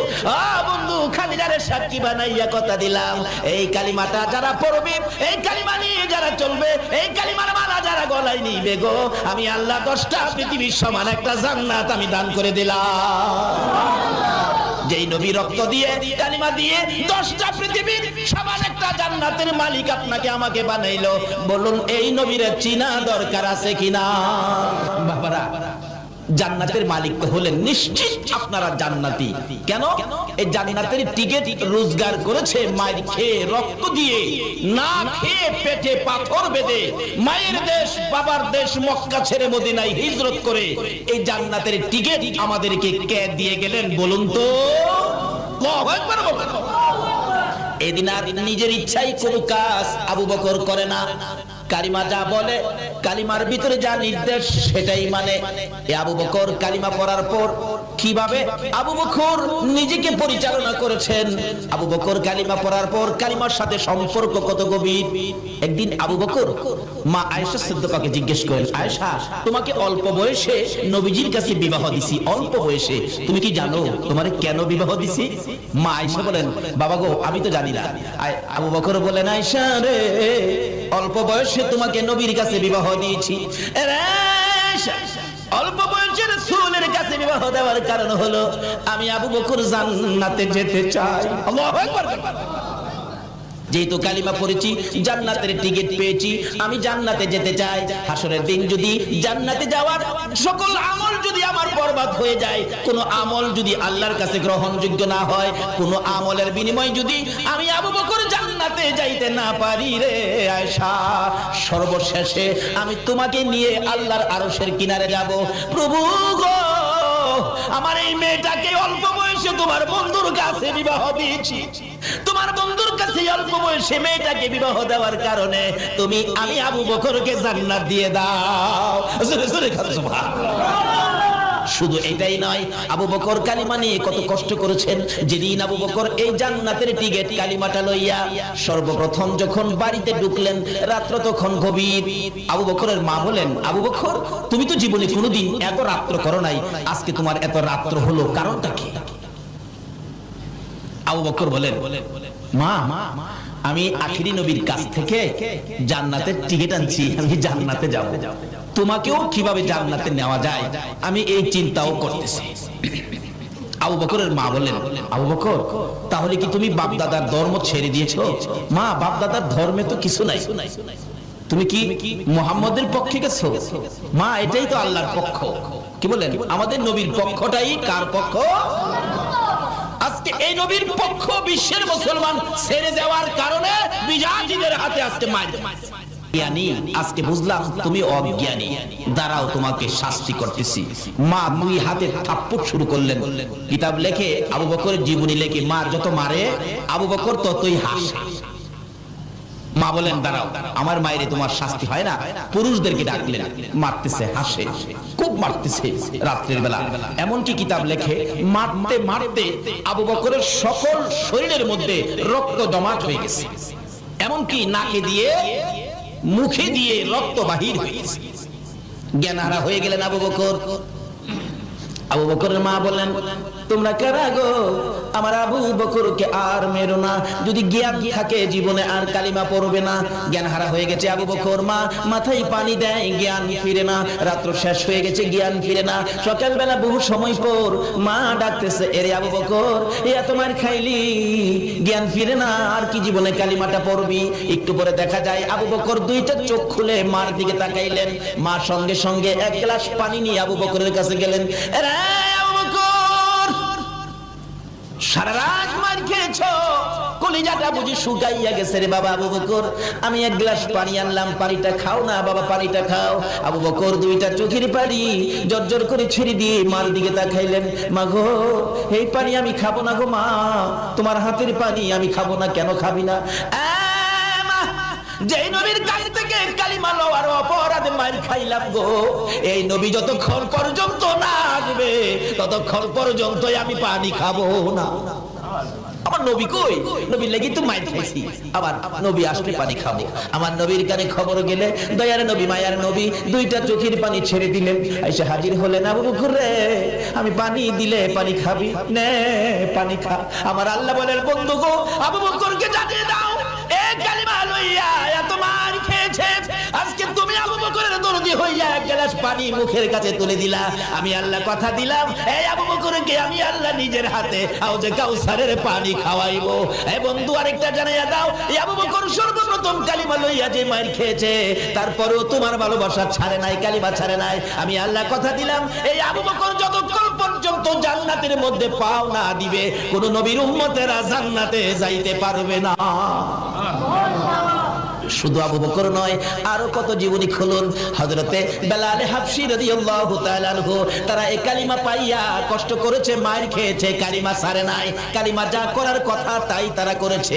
এমন কি কালিমা লইয়া এত কষ্ট করার পরেও কালিমা যখন ছাড়ে নাই, সেই রকম 10 জন কালিমা বলার জন্য আমার আল্লাহ দুনিয়ার মধ্যে জান্নাতের টিকিট পাঠাইয়া দিয়েছে, স্পেশাল টিকিট। বলুন যে এই নবীর জন্য আল্লাহ সবকিছু বানাইছে, এই নবীর উম্মতেরা যারা এই কালিমা নিয়ে কষ্ট করেছে তাদের জন্য আমার আল্লাহ 10টা টিকিট স্পেশাল ব্যবস্থা করেছে।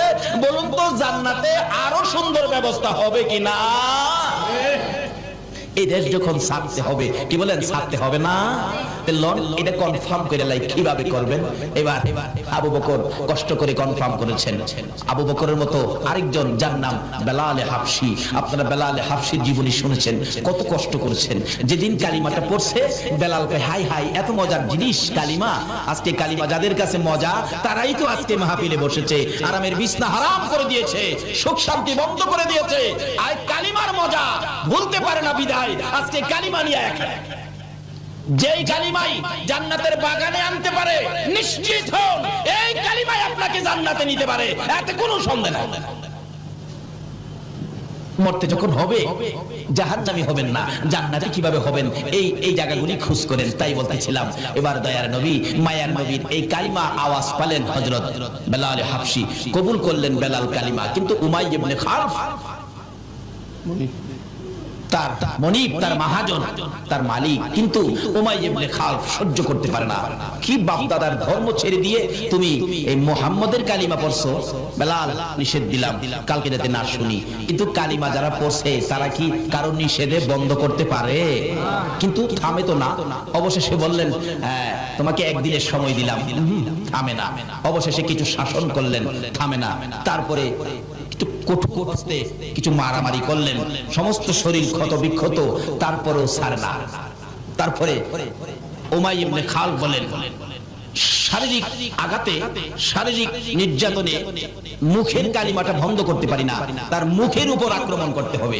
অবশেষে ওই উমাইয়া ইবনে খালফ জ্বলন্ত আগুন করে বেলালের মুখের ভিতরে, মৃত্যুর সময় যদি কারো মুখ থেকে এই কালিমাটা বাহির হয়, এই কালিমা পরে পরে যদি কেউ মৃত্যু হয়, তাহলে তুমি নিশ্চিত হবে তোমাকে আমি রাসূল সুপারিশ করে জান্নাতে নিয়ে যাব।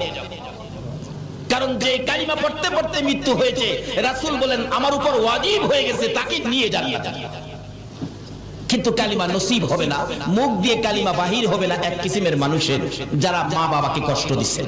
বলুন কাকে? যারা মা বাবাকে কষ্ট দিচ্ছেন তাদের মুখ থেকে কালিমা বাহির হবে না। কারণ কবি বলেন, শিকায়াত কো হার কুনাত উস্তাজেরা, গ্রেফতারে বাসাত বালা চারেরা। কিছু জিনিস আছে যেমন পীর, উস্তাদ, বুজুর্গ, আল্লাহর ওলি এবং মা বাবা, এই কিসিমের পার্সন যারা, তাদের সাথে যারা বেয়াদবি বেত্তবিজি করেছেন, তাদের শাগায়াত যারা করেছেন, তাদের উপর 4টা বালা মুসিবত আক্রমণ করবে। 1 নম্বরে হবে তাদের মধ্যে কোনো শান্তি থাকবে না। বাড়িঘর বড়, বিদ্যা বুদ্ধি অনেক, টাকা পয়সাও বেশি, জিগাইলে খালি কেবল না, শান্তি নাই, কোনো শান্তি তাদের মধ্যে থাকবে না। 2 নম্বরে হবে তাদের রুজি রোজগারের মধ্যে বরকত হবে না। 3 নম্বরে হবে তাদের মওত হবে অ্যাক্সিডেন্টে, মওত হবে অ্যাক্সিডেন্টে। 4 নম্বরে হবে মৃত্যুর সময় তার কালিমা নসিব হবে না। তার জ্বলন্ত প্রমাণ নবীর আদরের সাহাবী যার নাম হযরতে আলকামা রাদিয়াল্লাহু তাআলা। আলকামা তার মাকে কষ্ট দিয়েছিলেন, কিন্তু মৃত্যুর সময় গণায় আসছে, তার সাকরাত শুরু হয়ে গেল। নবীজি খবর পায়া সাহাবীদেরকে পাঠাইলেন, তাকে কালিমাটা পড়াও, কারণ কালিমা পড়তে পড়তে মৃত্যু হলে তাকে নিয়ে জান্নাতে যাওয়া আমি নবীর উপর ওয়াজিব হবে, তাই তোমরা কালিমা পড়াও। কিন্তু কালিমার কথা বললে আলকামার চোখ থেকে পানি আসে, মুখ থেকে কালিমা আসে না। নবীর সাহাবী কিন্তু কালিমা আসে না। রাসূল খবর পায়া নিজেই গেলেন, আলকামা তুমি পড়ো কালিমা লা ইলাহা ইল্লাল্লাহু মুহাম্মাদুর রাসূল।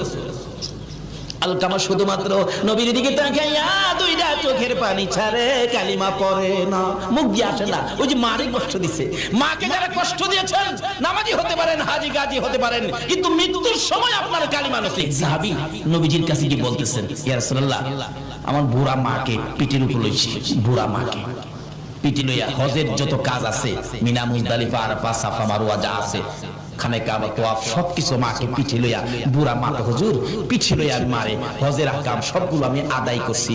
এইভাবে যে মারে পিঠে লইয়া আমি কষ্টটা করছি, আল্লাহর নবী গো মার হকটা কি আমার আদায় হইছে? রাসূল বলেন, ও সাহাবী, তোমার মারে পিঠি নিয়া এটুকুন কাজ করার পরে জিজ্ঞেস করছো মার হক আদায় হইছে কিনা? আমি রাসূল বলে দিলাম, এইটুকুন কাজ মারে পিঠের উপর করে যেই কষ্ট তুমি করেছো, এই কষ্টের বিনিময় তোমার মায়ের এক ফোঁটা দুধের হক এখনো আদায় হয়। বাবারে কি ওয়াজ শুনবেন, কোন দিকে যাবেন? এই কালিমা লইয়া জান্নাতে যাবেন, মাত্র 2-3টা জিনিস সঙ্গে রাখেন, বেশি রাখেন। রাসূল বলেন, আলকামা মুখ দিয়ে কালিমা আসে না, কার সাথে অন্যায় করাতে বলুন তো? মার সাথে। মুখে দিয়ে কালিমা আসে না। এরকম আল্লাহর ওলিদের সাথে যদি কেউ বেয়াদবি বেত্তবিজি করেন, তাহলে আপনারও মওতের সময় কি কালিমা আসবে না। কারণ একজন ওলির সাথে বেয়াদবি করলে আমার আল্লাহ বলেন আমি তার বিরুদ্ধে যুদ্ধ ঘোষণা করি। আর যদি কেউ ওলির নেক নজর পেতে পারেন, তাহলে আপনি আল্লাহর প্রিয় বান্দা হয়ে যাবেন। যদি কন্যা সুবহানাল্লাহ। একজন আল্লাহর ওলির জীবনী, নামটা আমার খেয়াল নাই, উনি রাস্তা দিয়ে হাইজা যেতেছে, যাতে পরে একটা বাচ্চা ছেলে গরুরে ঘাস খাওয়াইতেছিলেন। অনেক সময় গরু ঘাস খাওয়ায় না বাচ্চারা, এই হুজুর দেখে সালাম দিলেন, হুজুর আসসালামু আলাইকুম। বাচ্চারা এরকম হুজুরের সালাম দেয় না, কিন্তু যাকে সালাম দিলেন নামটা আমার খেয়াল নাই, উনি আল্লাহর ওলি ছিলেন। আল্লাহর ওলি বলেন, বাবা বাচ্চা মানুষ সালাম দিলা, তোমার নাম কি বাবা? তোমার নাম কি? হুজুর আমার নাম তো হলো ইমামউদ্দিন। ইমামউদ্দিন কই কি তোমার নাম ইমামউদ্দিন? তুমি কি দ্বীনের ইমাম? আল্লাহর ওলি বলতেছেন, বাবা তুমি দ্বীনের ইমাম হইয়া গরুরে ঘাস খাওয়াও, তুমি মাদ্রাসায় পড়ো, যাও, খুব ভালো হবে। আল্লাহর ওলির নেক নজর পড়ছে। আল্লাহু আকবার। ও ওলির দেশের মানুষ, ওলির নেক নজরে যা, নেক নজর তো পড়ে গেছে। বাচ্চাটা গরু নিয়ে বাড়ি গিয়ে বলতেছে, মা একজন হুজুর বলছে আমার নামটা বলে খুব সুন্দর, আমি বলে দ্বীনের ইমাম। আল্লাহর ওলি হুজুর বলছে মাদ্রাসায় পড়তে। মা কই বেটা ফকিন্নির গুলা খাইবার পাস না, তুই মাদ্রাসায় পড়বি, তোর গরু খাওয়াই বুকে দিছে। মা দৌড়ানি, ছেলে দৌড়ে যায় মসজিদের ভিতরে ঢুকছে, ঢুকে দরজার চিপায় যায় ভয়ে কাঁপতেছে। মা তো মসজিদের ভিতরে যায় না, বাইরে থেকে কিছুক্ষণ রাগারাগি করে চলে গেছে। এমনি এক মুসল্লি আইছে নামাজ পড়তে, বাচ্চাটা দরজায় চিপায় ভয়ে কাঁপতেছে, কাঁদতেছে। কিরে বাবা কি? চাচা আমি কইছিলাম মাদ্রাসায় পড়তাম, একজন হুজুর কইছিল নদীর হেই পার নাকি মাদ্রাসা যাইতে হইব। আমি মারে কইছিলাম, মা টাকাও দেয় না, আর আমার মারতে আইয়ে আমারে বলে মাদ্রাসা পড়বার লেগে দিত না। কই তুই কি মাদ্রাসায় পড়বি? পড়ুম। আমার খালি নৌকাটা পার করে দিলে মাদ্রাসা যাইতে পারবো। কত টাকা লাগবে? 5 টাকা লাগবে। নে 5 টাকা, যাও দিয়ে দিলাম। 5 টাকা লইয়া নদী পারিয়া বাচ্চা ছেলে গেছে গা, যাইয়া দেখে যেই হুজুর কইছিল ওই হুজুর ক্লাসে বসা। হুজুর আমি আইছি, হুজুর আসসালামু আলাইকুম। আল্লাহর ওলি বলেন, বাবা তুমি ইমামউদ্দিন? জি হুজুর। কারণ প্রথম অবস্থায় তো কায়দা দিয়ে প্রথম ক্লাসে তারে ভর্তি করলেন। অন্য ছোট ছোট ছেলেদের মধ্যে কায়দা, মানে হ্যাঁ তো একটু বড় হয়ে গেছে, অন্য ছেলেরা টিটকারি মস্কারি করে। হুজুর আইছে রিপোর্ট তো বড় দিকটা কয় হুজুর বলে। হ্যাঁ কায়দা পরে অন্য ছেলেরা বড় বড় কিতাব লইয়া জাহের কাছে পড়া কই। হ্যাঁ কয় আমি আইছি পড়তাম, হুজুরি কইলো হ্যাঁ আমারে ঠাট্টা করে, যাক আর পড়তাম না। হুজুরের কাছে বইয়া কাঁদতেছে, আল্লাহর ওলির কাছে। কি রে বাবা কান্দো কে? হুজুর আমারে আপনি কইছেন না এবার লাগিয়া, আমার এই বড় বড় কিতাব নিয়ে দেয়, আমি কায়দাই পারি না, আমার বড় কিতাব দেয় পড়বার লাগে। আমি বলে হুজুর আমার কাছে আনে পড়া কইয়ে দিতাম। তাই নাকি? বসো। আল্লাহর ওলি সঙ্গে সঙ্গে বাচ্চাটার মাথার মধ্যে নিজের মাথার পাগড়িটা খুইলা পরাইতেছে। নিজের মাথার পাগড়ি বাচ্চাটার মাথায় পরাইছে। চাবুকটা বাচ্চাটার হাতে দিয়ে বলছে, যাও ইমামউদ্দিন বখারি ক্লাস তুমি করে আসো। আল্লাহু আকবার। একজন আল্লাহর ওলির নেক নজর, বখারি ক্লাস করে আসো। এবার তো উস্তাদ হইয়া ওই ইমামউদ্দিন ক্লাসে বসে ডাকতেছে, আসো বাবারা কার কি সবক বলতে হবে আসো আমি বলে দেই। হ্যাঁ হুজুর এমতে কর। বাস ফটাফট কিতাব পড়তেছে। সুবহানাল্লাহ। তাই কবি বলেন, বেনি আন্দার কুদ উলুমে আম্বিয়া, বেনি আন্দার কুদ উলুমে আম্বিয়া, বে কিতাবিউ বে মুঈদিউ উস্তাদ। আল্লাহ কয় আমি আল্লাহ ইচ্ছা করলে মাদ্রাসা ছাড়া, স্কুল ছাড়া, ভার্সিটি ছাড়া, কলেজ ছাড়া, কিতাব ছাড়াও আমি আল্লাহ আমার ওলিদের নেক নজর পাইলে ডাইরেক্ট ইলম দেওয়ার ক্ষমতা ক্ষমতা আমার আছে, জোরে জোরে কম সুবহানাল্লাহ। কিন্তু ওই সমস্ত হাস্তির সাথে, পীর বুজুর্গ, মা বাবার সাথে বেয়াদবি বেত্তবিজি করবেন না, সব শেষ। আমরা বুখারী শরীফ পড়ায় আল্লাহর ওলির নেক নজরে ও ওলির দেশের ভাইরা ওলিদের পক্ষে থাকুন, অন্য কারো কথা শুনবেন না। এখন ফিতনার যুগ, অনেকে অনেক লেবাস ধরে আইসা আপনাদেরকে অনেক কিছু বুঝাবে, ওইদিকে যাবেন না।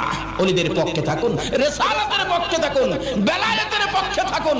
বেলায়েত এমন এক শক্তি যেটা পানির নিচে দিলেও ধ্বংস হয় না, আগুনে দিলেও বেলায়েতের পাওয়ার পুড়তে পারে না।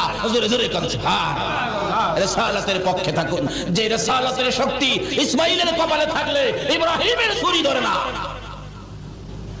যে রিসালাতের শক্তি খাজা আব্দুল্লাহর কপালে থাকতে আব্দুল মুত্তালিবের ছুরি গলায় ধরে না। কাজী সেই শক্তিগুলো যদি কারো পক্ষে থাকে, দুনিয়া ও আখিরাতে কোনো ভয় থাকবে না। তাই আসুন আগে বাড়ি। আমি এখনো আলোচনায় যাই নাই, যাইতেছি। বাবারা কষ্ট হইতাছে আপনাদের? মা বাবার সাথে ভালো ব্যবহার করতে হবে। মা বাবারে কষ্ট দিলে মওতের সময় ঈমান নসিব হবে না। তাই বলতেছিলাম, মা বাবার সাথে, পীর উস্তাদ বুজুর্গের সাথে ভালো ব্যবহার করবেন, বেয়াদবি বেত্তমিজি করবেন না। আসুন আগে বাড়ি। আলকামা অবশেষে কালিমা যখন আসেই না, রাসূল বলেন কি ব্যাপার? এমন সময় জিবরাইল আয়াত, হুজুর এই কালিমা আসবে না মুখ দিয়া কেন?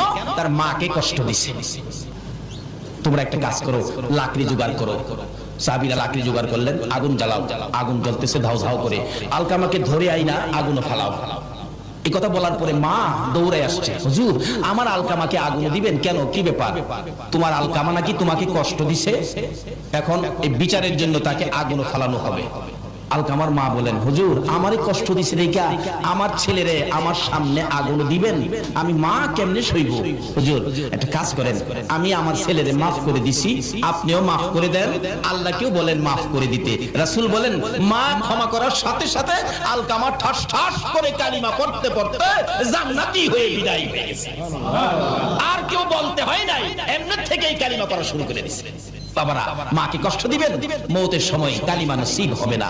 তাই এই আমলগুলো যেন আমাদের সাথে থাকে। সকলে বলুন আমিন। আসুন বলতেছিলাম, এটা কেমন কালিমা?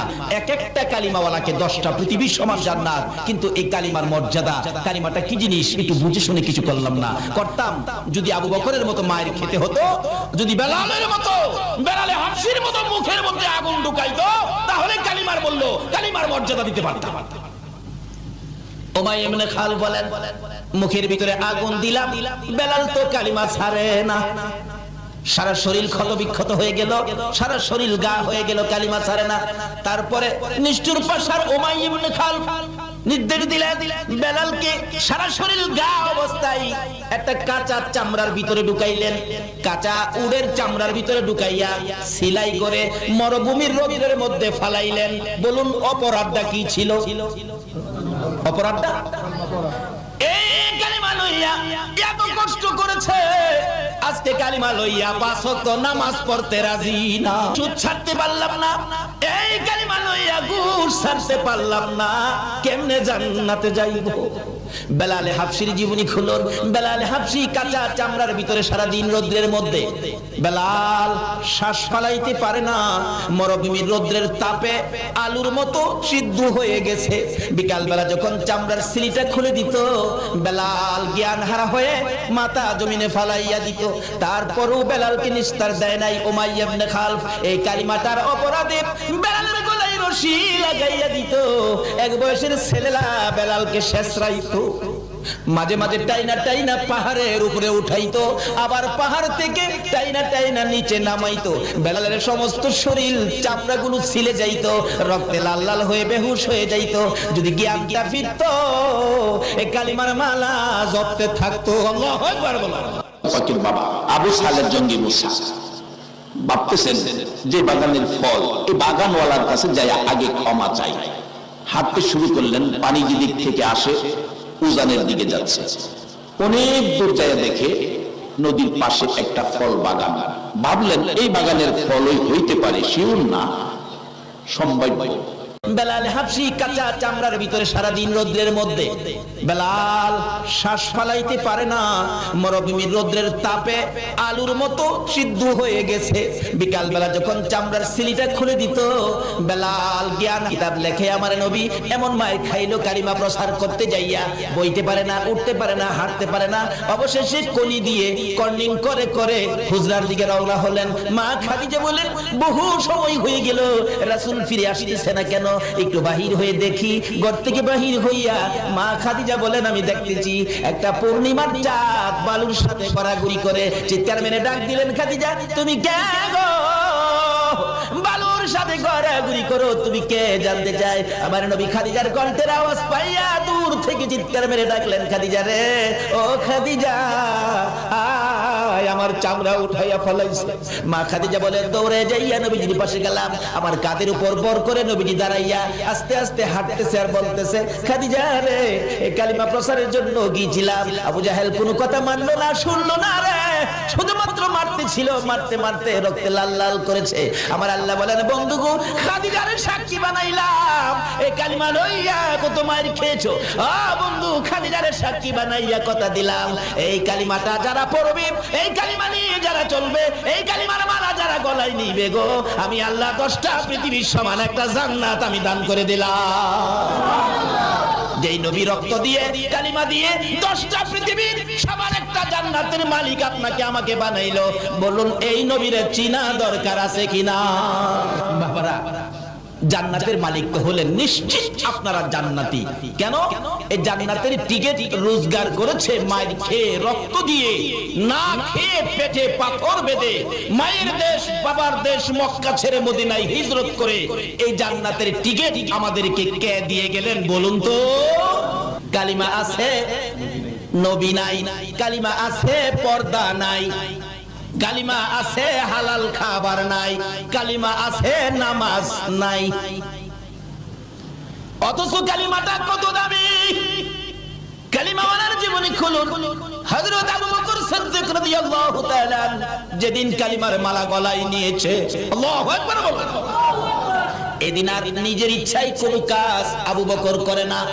কালিমা যা বলে, কালিমার ভিতরে যা নির্দেশ সেটাই মানে।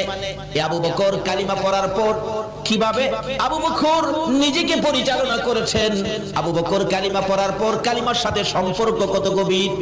একদিন আবু বকর মা আয়েশা সিদ্দিকাকে জিজ্ঞেস করেন, আয়েশা, তোমাকে অল্প বয়সে নবীজির কাছে বিবাহ দিছি, অল্প বয়সে, তুমি কি জানো তোমারে কেন বিবাহ দিছি?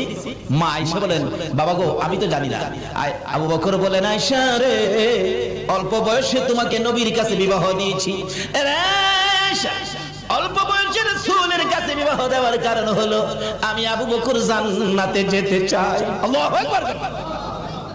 যেহেতু কালিমা পড়েছি, জান্নাতের টিকিট পেয়েছি, আমি জান্নাতে যেতে চাই। হাসরের দিন যদি জান্নাতে যাওয়ার সকল আমল যদি আমার বরবাদ হয়ে যায়, কোন আমল যদি আল্লাহর কাছে গ্রহণযোগ্য না হয়, কোন আমলের বিনিময়ে যদি আমি আবু বকর জান্নাতে যাইতে না পারি রে আয়েশা, সর্বশেষে আমি তোমাকে নিয়ে আল্লাহর আরশের কিনারে যাব। প্রভু গো, আমার এই মেয়েটাকে অল্প বয়সে তোমার বন্ধুর কাছে বিবাহ দিয়েছি, তোমার বন্ধুর কাছে অল্প বয়সে মেয়েটাকে বিবাহ দেওয়ার কারণে তুমি আমি আবু বকরকে জান্নাত দিয়ে দাও। শুধু এটাই নয়, আবু বকর কালিমা নিয়ে কত কষ্ট করেছেন। যেদিন আবু বকর এই জান্নাতের টিকিট কালিমাটা লইয়া সর্বপ্রথম যখন বাড়িতে ঢুকলেন, রাত্র তখন গভীর। আবু বকরের মা বলেন, আবু বকর, তুমি তো জীবনে কোনোদিন এত রাত্র করো নাই, আজকে তোমার এত রাত্র হলো কারণ? ও, তুমি জানতাম জ্ঞানী, আজকে বুঝলাম তুমি অজ্ঞানী, দাঁড়াও তোমাকে শাস্তি করতেছি। মা 2 হাতে থাপ্পড় শুরু করলেন। কিতাব লেখে, আবু বকরের জীবনী লেখে, মা যত মারে আবু বকর ততই হাসে।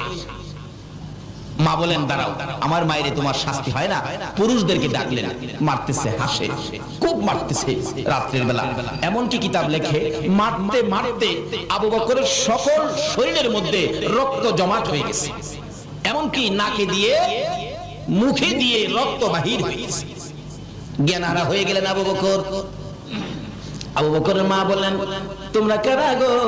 আমার আবু বকরকে আর মেরো না, যদি জ্ঞান থাকে জীবনে আর কালিমা পড়বে না। জ্ঞান হারা হয়ে গেছে আবু বকর, মা মাথায় পানি দেয়, জ্ঞান ফিরে না। রাত্র শেষ হয়ে গেছে, জ্ঞান ফিরে না। সকালবেলা বহু সময় পর মা ডাকতেছে, এরে আবু বকর, এত মার খাইলি, জ্ঞান ফিরে না, আর কি জীবনে কালিমাটা পড়বি? একটু পরে দেখা যায় আবু বকর দুইটা চোখ খুলে মার দিকে তাকাইলেন। মা সঙ্গে সঙ্গে এক গ্লাস পানি নিয়ে আবু বকরের কাছে গেলেন।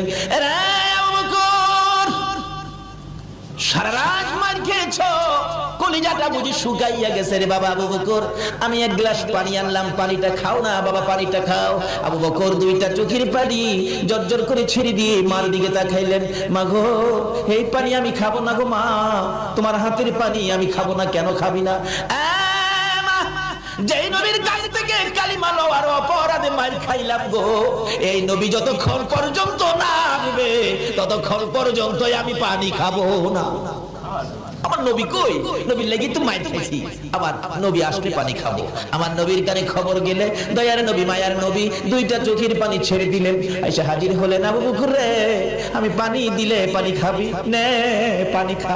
আমার আল্লাহ বলেন, বন্ধু গো, আবু বকরকে জানিয়ে দাও, এই কালিমা লইয়া এত মার খেয়েছে, আজকে তুমি আবু বকরের দরদি হইয়া এক গ্লাস পানি মুখের কাছে তুলে দিলা। আমি আল্লাহ কথা দিলাম, এই আবু বকরকে আমি আল্লাহ নিজের হাতে হাউজে কাউসারের পানি খাওয়াইবো। এই বন্ধু আরেকটা জানাইয়া দাও, এই আবু বকর সর্বপ্রথম কালিমা লইয়া যে মার খেয়েছে, তারপরেও তোমার ভালোবাসা ছাড়ে নাই, কালিমা ছাড়ে নাই। আমি আল্লাহ কথা দিলাম, এই আবু বকর যতক্ষণ পর্যন্ত জান্নাতের মধ্যে পাও না দিবে, কোন নবীর উম্মতেরা জান্নাতে যাইতে পারবে না। শুধু আবু বকর নয়, আরো কত জীবনী খুলুন। হযরতে বেলাল হাবশী রাদিয়াল্লাহু তাআলা আনহু, তারা এই কালিমা পাইয়া কষ্ট করেছে, মার খেয়েছে, কালিমা ছাড়ে নাই। কালিমা যা করার কথা তাই তারা করেছে। এমন কি কালিমা লইয়া এত কষ্ট করার পরেও কালিমা যখন ছাড়ে নাই, সেই রকম 10 জন কালিমা পড়ার জন্য আমার আল্লাহ দুনিয়ার মধ্যে জান্নাতের টিকিট পাঠাইয়া দিয়েছে, স্পেশাল টিকিট পাঠাইছে। বলুন, যে নবীর জন্য আল্লাহ সবকিছু বানাইছে, এই নবীর উম্মতেরা যারা এই কালিমা নিয়ে কষ্ট করেছে, তাদের জন্য আমার আল্লাহ 10টা টিকিট স্পেশাল ব্যবস্থা করেছে। বলুন তো, জান্নাতে আরো সুন্দর ব্যবস্থা হবে কিনা? এই দেশ যখন ছাড়তে হবে, কি বলেন, ছাড়তে হবে না? এটা কনফার্ম করে লাই, কিভাবে করবেন? এবার আবু বকর কষ্ট করে কনফার্ম করেছেন। আবু বকরের মতো আরেকজন, যার নাম বেলাল হাবশী, আপনারা বেলাল হাবশীর জীবনী শুনেছেন, কত কষ্ট করেছেন। যেদিন কালিমাটা পড়ছে, বেলাল কে হাই হাই, এত মজার জিনিস কালিমা। আজকে কালিমা যাদের কাছে মজা, তারাই তো আজকে মাহফিলে বসেছে, আরামের বিছনা হারাম করে দিয়েছে, সুখ শান্তি বন্ধ করে দিয়েছে। আর কালিমার মজা ভুলতে পারে না বিদায় আজকে কালিমা নিয়ে তার মনিব, তার মহাজন, তার মালিক, কিন্তু উমাইয়া ইবনে খালফ সহ্য করতে পারে না। কি বাপ দাদার ধর্ম ছেড়ে দিয়ে তুমি এই মুহাম্মদের কালিমা পড়ছো? বেলাল, নিষেধ দিলাম কালকে রাতে না শুনি, কিন্তু কালিমা যারা পড়ছে তারা কি কারণ নিষেধে বন্ধ করতে পারে? কিন্তু থামে তো না। অবশেষে বললেন, তোমাকে একদিনের সময় দিলাম, থামে না। অবশেষে কিছু শাসন করলেন, থামে না। তারপরে কিছু মারামারি করলেন, সমস্ত শরীর ক্ষত বিক্ষত, তারপরেও ছাড়ে না। তারপরে উমাইয়া ইবনে খালফ বলেন, শারীরিক আঘাতে, শারীরিক নির্যাতনে মুখের কালিমাটা বন্ধ করতে পারি না, তার মুখের উপর আক্রমণ করতে হবে। অবশেষে ওই উমাইয়া ইবনে খালফ জ্বলন্ত আগুন করে বেলালের মুখের ভিতরে ঢুকায়।